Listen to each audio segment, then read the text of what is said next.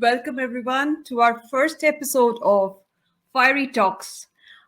This is hosted by the Star and me. This is first of its kind that we are hosting, and we intend to host many of these series by inviting women leaders who have taken charge and crafted their own journey to the leadership and has done it beautifully, taking challenges head on and making it happen for them and being that role model that all of us look for. Without further ado, I would like to invite today's guest, Akanksha Bilani. Akanksha is a warrior, I would say. She's a warrior, she's a leader in the technology industry who made her way by outfitting the challenges that she's faced personally and getting over it and making her career at Intel. And I was just speaking to her backstage. She said she's with Intel for last 19 years. She started as a marketing manager at Intel, and now she is the regional alliance head of Asia Pacific and Japan, handling Amazon account. And today we are going to have real candid conversations. There is absolutely zero script. You will see some fun rapid fire questions where Akanksha has no clue what she's going to face. So, welcome, Akanksha. Really looking forward to our today's conversation. Thank you so And much, Mahua. yeah, Congratulations on kicking this off. I love the title Fiery Talks, and we awesome. hope that we can help deliver on this name. Thank you for having me part of this. Absolutely. You are, I mean, we were loving to have you as our first guest. And Akanksha, I could just say very little about what you do at Intel. I would love to get started where you can explain a little more about your role. Sure, Mahua. So I lead the alliance and the relationship for AWS for the region of APJ for Intel. So Intel as an organization really cares about our ecosystem and our partners, and they need champions to be there to help make sure that our partners really understand the value of our technology, and Intel empowers them to build market for their products using the performance and the power that Intel can provide them. So my role is to make sure that AWS is as successful, that's powered by Intel, as possible for the region. Fantastic. We will move on to our rapid fire. Before that, I really wanted to ask this question. 19 years at one organization. Wow. And this must be really special that you have been able to be there. Tell us a little more about it. Yeah, now everybody knows how old I am. but it's been a crazy journey. I like to tell everyone that I've been born and raised at Intel. It is the first organization I started my official work with. I did internship in another organization, Microsoft. But when I moved to Intel, it started off with, I was 21. I started off with like trying to explore how, organizations such as Intel can use technology effectively to impact life. And so from moving from, the hardware engineering world into marketing, into sales, into customer relationship and partner relationship, it's been a phenomenal journey. For those of you that aspire to be at Intel or in technology, I cannot vouch for a better company to work for, a company that actually has a value called making, the workplace a great place to work. That's actually a value that we all carry as employees, as well as obviously our leadership.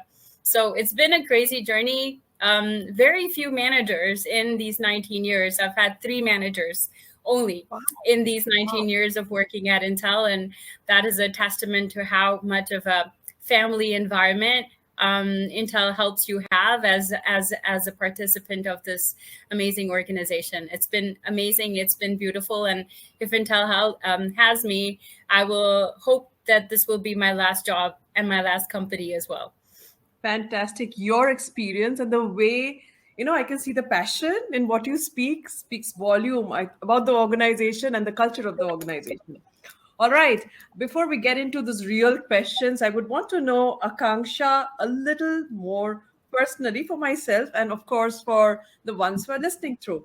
So, can we get Mhm. started with the rapid fire? Ready for it, Akanksha? Absolutely. All I'm right. never ready for it, but let's get it done.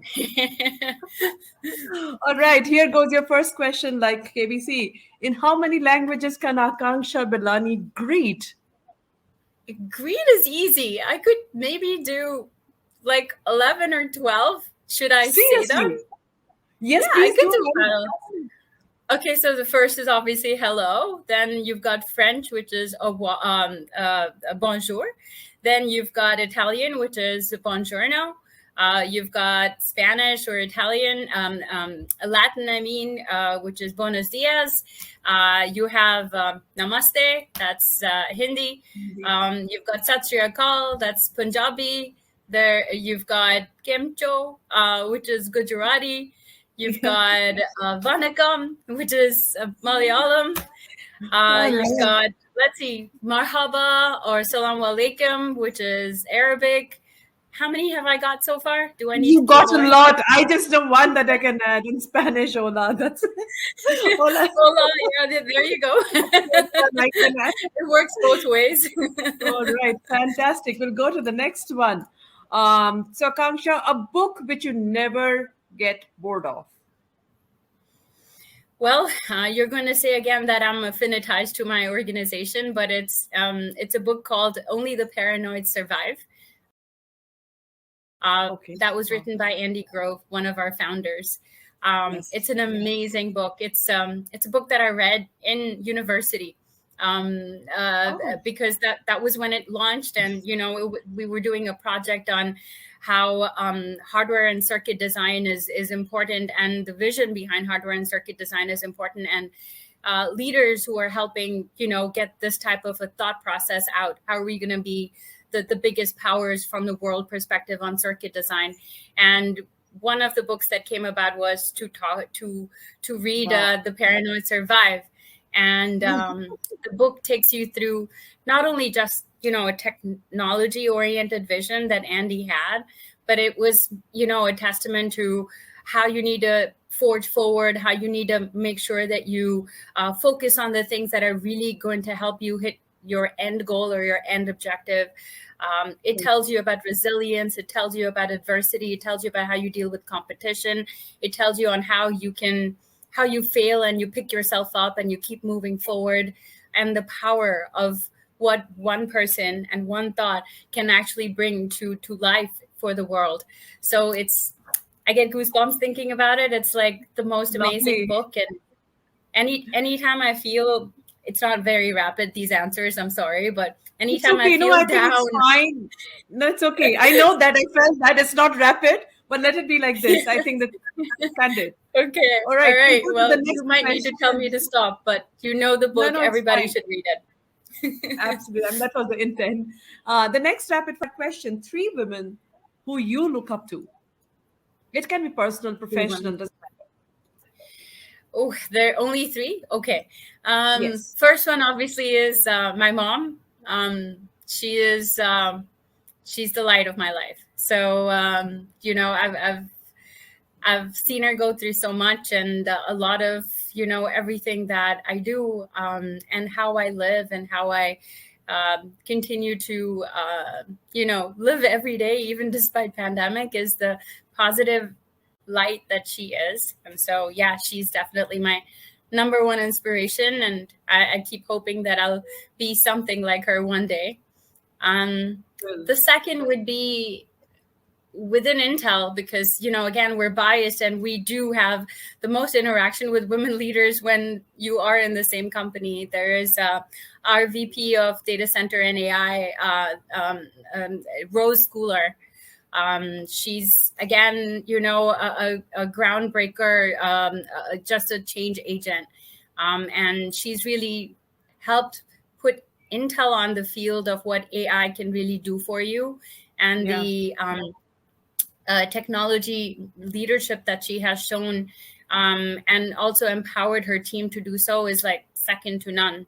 So Wow. Rose would be my second. And third, I love music. I have intense affinity to music. So I get very inspired by Madonna. Oh, nice. She's Awesome. she Awesome. I like the diversity. All right. We'll go to the next question. What is it like to work with Akanksha Bilani? It's personal, yeah.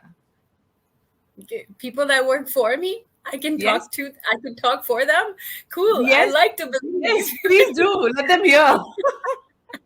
I like to believe they think working with me is it's fun, it's passionate, and it's motivating. And I hope that I make the people that work for me, that the people that work with me, I hope that I inculcate in them the reason why we're doing what we're doing, and their contribution to what their job really brings to our organization, or even the contribution of what Intel does for the people that I work with. Yeah, so I would say hopefully motivating them and to love their job as well, and to keep coming every day with a smiling face. Wow, fantastic in the sense from a purpose of a leader and the way you would want your people to work with you. All right, the next question is about the subject you love. Do you think artificial intelligence could become self aware? Hmm. So AI, Mahua, it's really about what you feed into it. So can it be self-aware? If there could be a time where data is a lot more enforced on learning, there could be a time where it can start to build its models to build those patterns to drive better awareness, and to have models around awareness build. Can it Got it. completely and solidarily be self-aware without human intervention and human tweaking?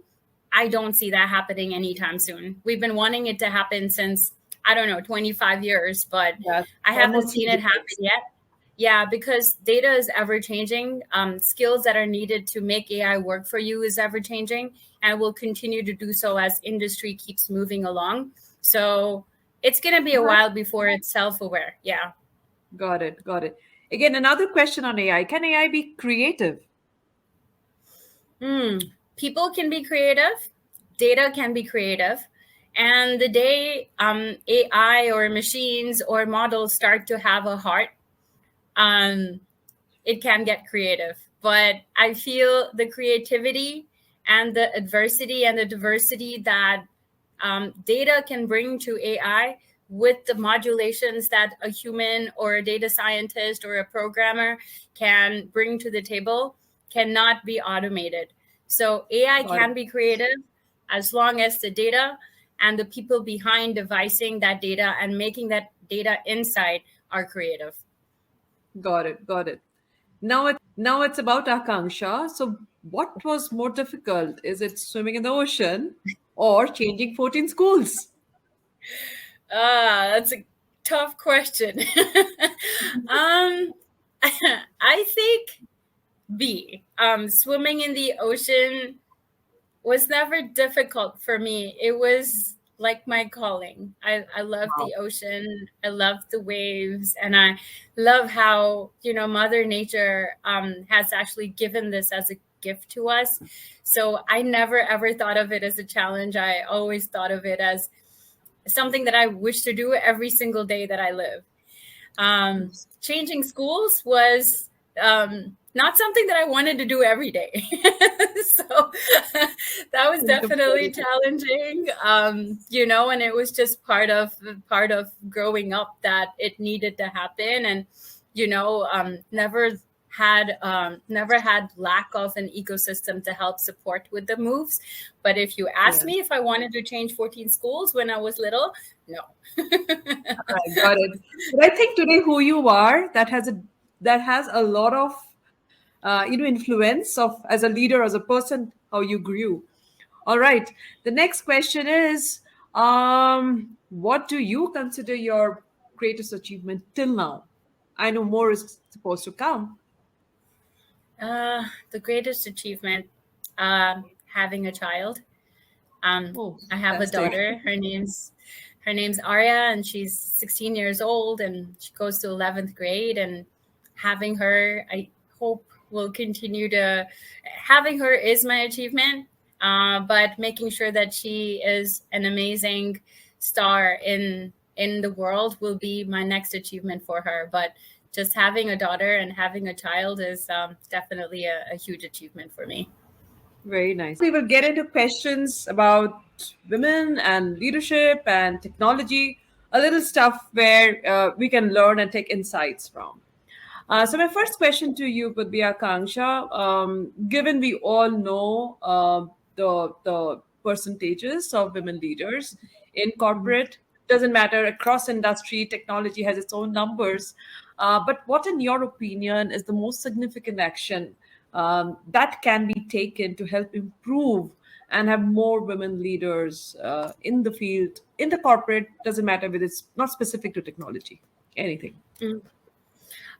Yeah, I think for the actions to happen, Mahua, it's the vision and the awareness of the organization.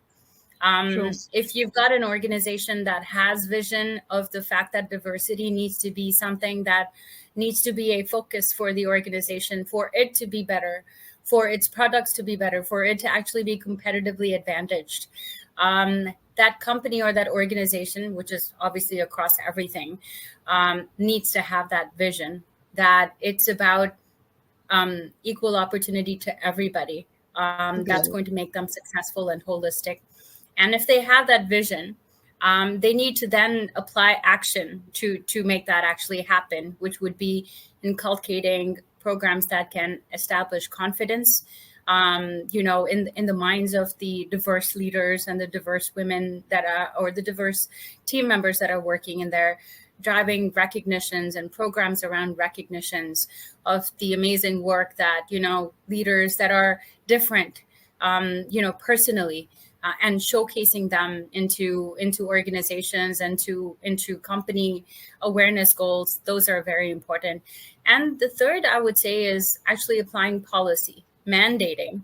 At Intel, we have the WIN program called the Women at Intel program. We have programs around diversity. We have an LGBTQ community across all regions and across the world. We have what we call the RISE program, which is empowered for women that are coming back to work, or young women that want to start something up in technology, or working moms, and Yes. how can we help provide part-time work for them to make sure that they still feel like they are contributing for personal growth in addition to everything else that they're doing. So applying policies within the organization to help with supporting equity at workplace is really one of the biggest actions any organization can take within technology or anywhere. Yeah. And mandating that and making not only the women aware, but all the other non-diverse people or the majority of people aware that this is a program that's important to them for success and for their incentives and for them to be seen as leaders is very important. Fantastic. Yeah, in fact, the Star and Me, we partner with Win for a couple of programs, and Mm, it is you were part of exactly. one of that, yeah. And I think the way when we designed it, it was really nice. You can understand the intent of the leaders when they're trying to do a program. Is it lip service? Is it just tick in the box, or is it like Yeah. genuine? I think I Jen. would definitely say Intel is one of our clients that I loved working with because it comes from the heart and they really want Yeah. to make that change and impact. So yeah, we had a lovely time working with them. All right, the next question would be a little different. Um, I wouldn't want to generalize with gender, but at times we have seen the statistics show that if our work is critiqued in an open forum, um, Mm, uh, women would react to it a little more differently, and it would land differently with them. So, did mm, you ever kind of get criticized, or your work was critiqued and you received feedback in an open forum? And if it had happened, mm. how did you handle that situation? Great question. I think we all deal with it, women or otherwise. But yeah, I think Intel as an organization talks about being very open and inclusive on strategy build and vision build, discussions and just getting people together to talk about exactly what we need to do to get better as an organization from a technology or customer relationship perspective. So at those times, of course, we're all different people. We have all different thoughts. We have all different experiences that we're bringing to the table. So everyone agreeing with everyone is actually almost a fake environment. True. It's about disagreeing and committing, which is not something that, we, within my teams at least, I've had very opinionated people, like from my bosses to my team members to my colleagues to everyone that's a stakeholder. Intel doesn't really teach holding back. That's one thing, because we're proud and we're confident and we believe in what we believe, and it needs to be always a collaborated effort. So yes, there has been various times, not one or two, but like multiple times where I'm coming in with one perspective, for this specific program or this project or this end goal. And of course, when you've got diverse people, whether they're men or women, Yeah. they make sure that, they voice that, Akanksha, I don't think that you're thinking about this the right way. Have you thought about this extra component? Have you thought about how this is going to be perceived at the edge versus globally? Yeah. And of course, it smarts a little bit, because you think like you're amazing and you're perfect. And I don't know if that's because we're women, that because we do so much that we all usually tend to feel like we are perfect. We usually are, but there could be times there could be times that we're not, Yeah. and I think it's not just a workplace thing. I think if someone tells me that I haven't put enough sauce in my, in my chili chicken, I don't take it well, not immediately. And then I have to be like, really? And then I'll try it. And then I'll be like, yeah, you're right. Okay, fine. I'm just going to go and put some more sauce. So Got that's it. really how I also take, I take criticism and feedback. And, for all the women that are listening, or diverse members that are listening, I understand, it is hard to be handed back your vision or your idea in a platter because of data. But as long Yeah. as you have data and you validate it and you try it and you are self-aware and you're open to criticism, take a minute. Don't take it personal. It's all objective, and it's the end goal that you need to keep in mind. Take your personal feeling out of it. Look at it as third party. And then if you think that that opinion still is crap, challenge it. But if it's not crap and if it's legit, accept it and inculcate it, and then acknowledge the feedback from the other person. That's what I really try to do a lot. It's not because if you're the boss, everything that you do is going to be Yeah. perfect. And sometimes team members give you groundbreaking ideas that really change so many huge things within an organization or within a team.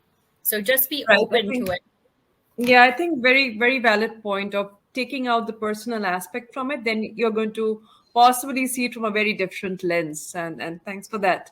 The next question would be, what's a myth in the technology and IT services industry? We know there are a lot of myths about women talent that you would like to break. Ah, there is a myth, as well as maybe a little bit of a reality, that we don't have enough women in tech. 10 years from now, when I'd go attend sessions where I'd have to present, I would probably be the only woman there. It has Hmm. changed. And I think it's because of, women not going out there and trying to adopt technology as one of their future careers. I don't think we have enough girls in the STEM, even though we do have so many programs that are helping empower women, educate women, and move them towards science and technology.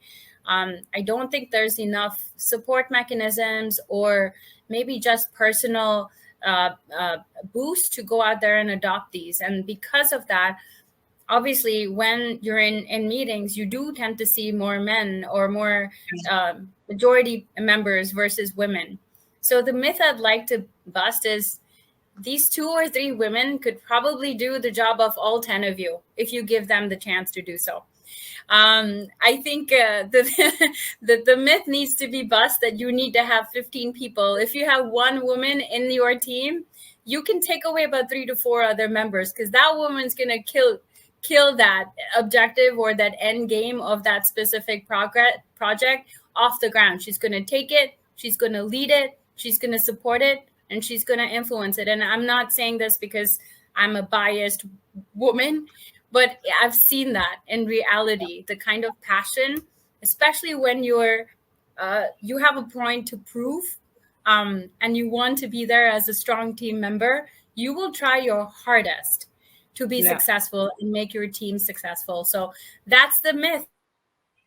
Like, And nice to hear.